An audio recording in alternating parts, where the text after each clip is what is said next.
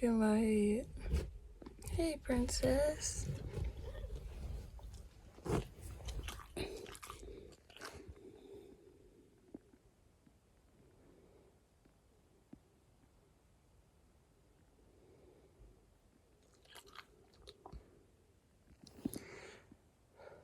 Y'all see that?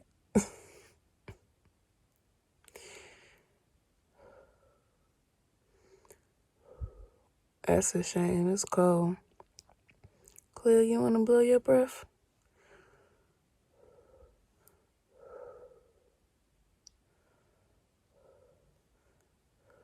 Okay, I'm about to have too much fun doing this. Hey, Cleo, blow your breath too.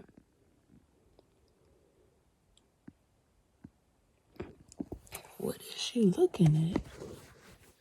Let me see. Cleo, blow your breath so I can get it. People want to see your breath too. They probably want to see your breath more than they want to see mine, to be honest.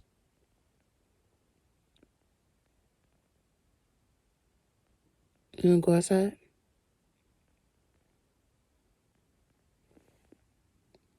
You want to go outside?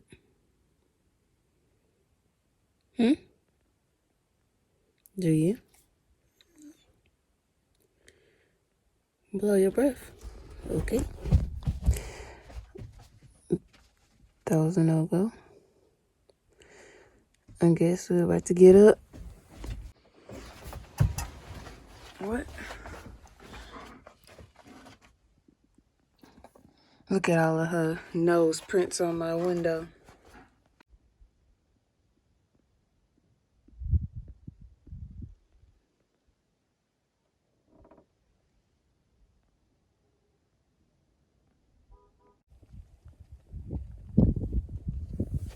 Alright, so Cleo and I are about to take Christmas pictures for my mom because we won't be home for Christmas. We'll be on the road traveling. And I've traveled abroad for Christmas a few times. I'm watching Cleo. But, you know, for many reasons, my family has had a lot of loss and transitional deaths in our family this year.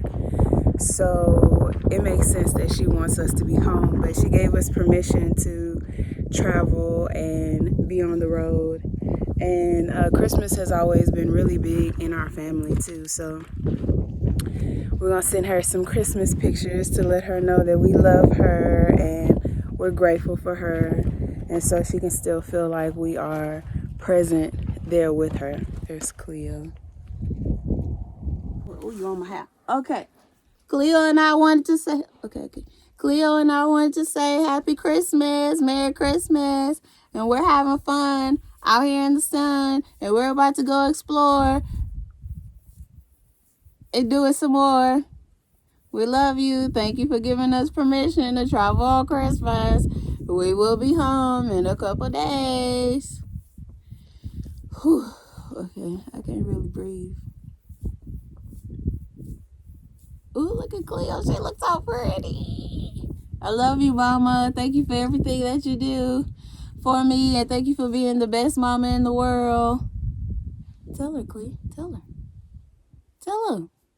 Cleo said, can you have my treats ready when I get home? Tell her, Cleo. Okay, get down, because I can't breathe. Whew.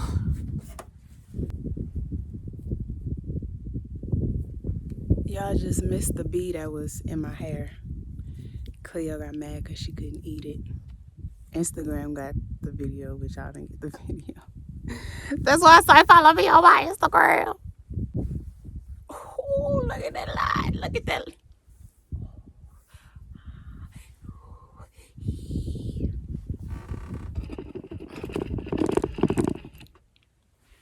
All right. One of the things that came up a lot in my last video, in the video where I talked about balancing van life and the truth about van life when it came to driving and how that affected me and how it made me feel. People may enjoy driving, but it takes a lot of energy from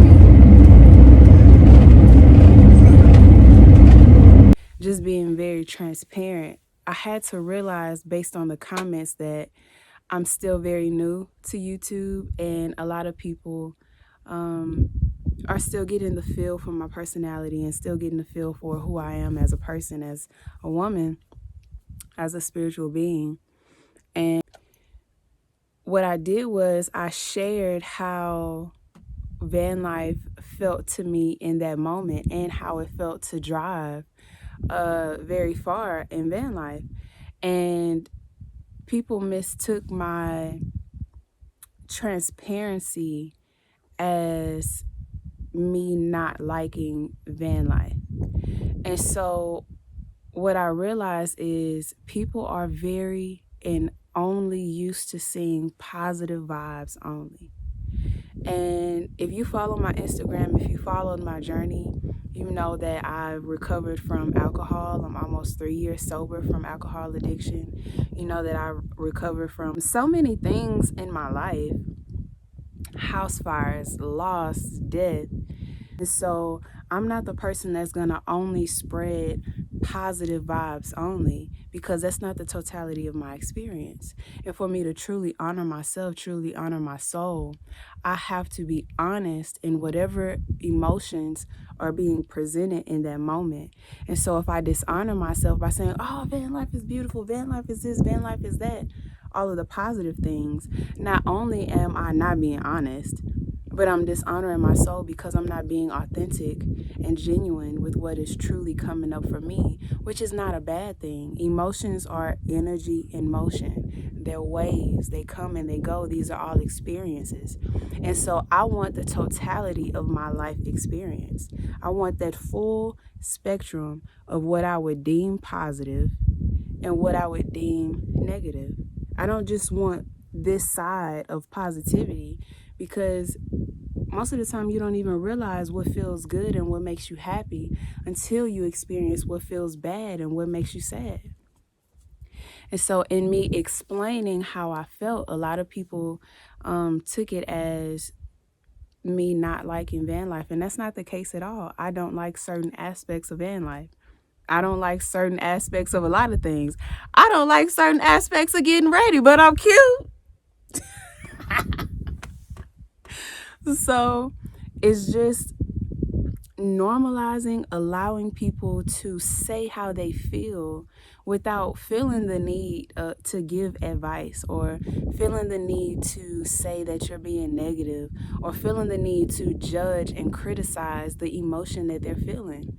Cultivate space to where people can be honest about how they feel, because the second someone's honest and someone says, oh, you shouldn't be like that, oh, you should be positive, you completely shut down the emotion that they're feeling and makes them feel unsafe from sharing the truth in their reality.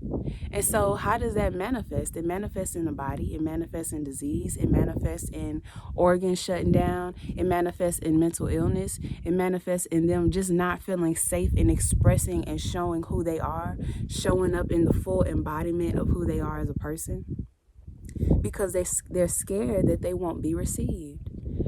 And that's not okay. We have to cultivate and encourage people in environments to share how you feel, but also feel encouraged enough to find a solution at the end. So that's why I'm really grateful for all of the people that responded with tact, all of the van lifers and all of the people who drive trucks that gave me advice. But they gave me advice from a place of love. It wasn't like they were trying to teach me anything. It was like, hey, I understand what you're saying because I experienced that before. This is what I did. Maybe you should try that and maybe it'll work for you. As opposed to making people feel like they have to be one way. Shout out to all the people who actually respect the honesty, that actually love the honesty and the transparency, because not only, like I said, is it doing me a disservice if I be dishonest, it's doing everyone else a disservice too, because then you'll get into van life or any experience in life. If I say that my experience with addiction and getting through the addiction was super easy, like I didn't have any issues with it, it was so positive, I was happy the whole time, and then someone's like, hey, you said I was gonna be happy the whole time, you said that this was gonna be a breeze, all I had to do was this, and then they actually have the experience and they're going through hell because I dishonored myself by being dishonest. And then I also dishonored and did a disservice to the person because now they don't even know what to truly expect. I didn't give them the truth. And so shout out to everybody who is open enough to receiving someone else's truth and not downloading that as that will be their experience. Just allowing someone to share. Van life is not for me just this beautiful experience where I get to go experience and see all these beautiful places. I've always from day one maintained the fact that van life is a vehicle to get me to my next level of growth. Period. It is a vehicle that leads me back to myself. All roads lead back to me. That's why on my YouTube page it says the soul traveler, because I realize that at every space, every turn, every road that I enter, it's just me maneuvering through my own soul. It's just maneuvering through my own path that are getting me to learn more of the depths of who I truly am. And so because me sharing these things is beautiful for everyone else, I still have to honor myself in being honest with what my journey is. And I don't pick and choose what I'm going to share. If you follow my Instagram, you know I'm very transparent and I share the totality of my experience. And so my act of self-love when it comes to YouTube is embodying my transparency, embodying the full aspect of my story.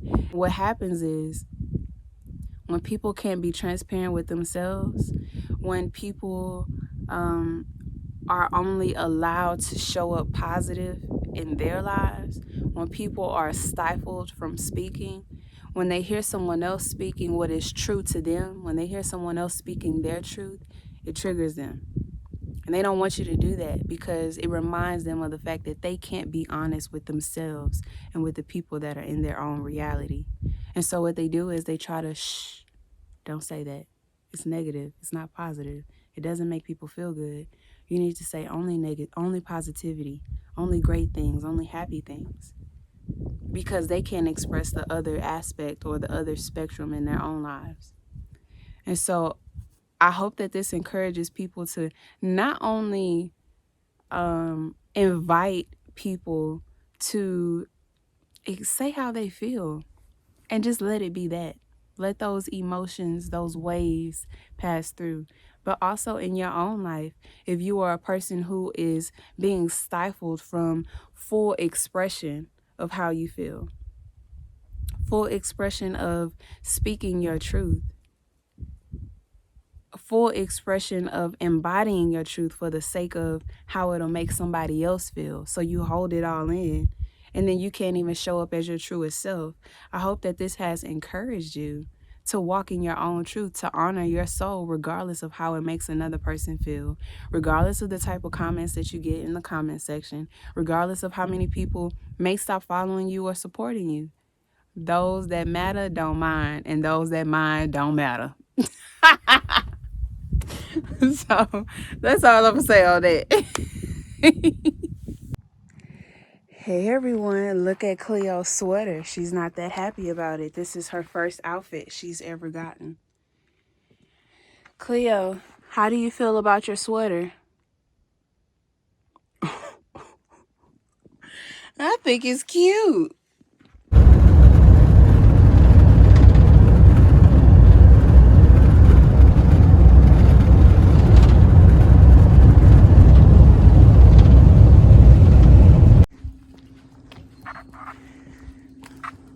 All right. Cleo's headed out Christmas Day to use the potty in her pretty sweater. I think she's feeling a little bit better about her sweater today.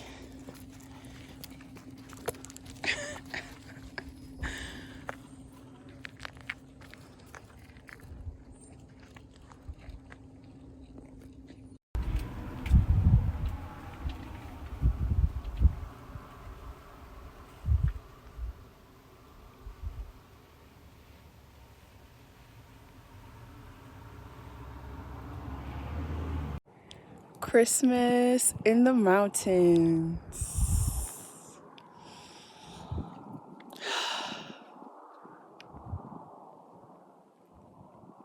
It is so beautiful out here.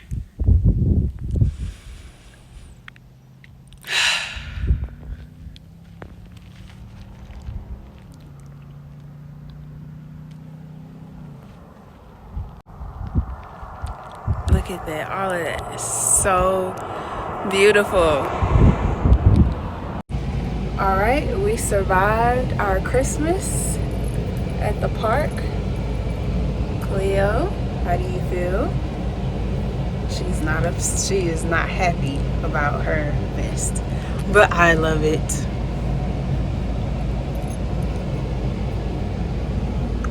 Cleo, how do you feel about your vestie?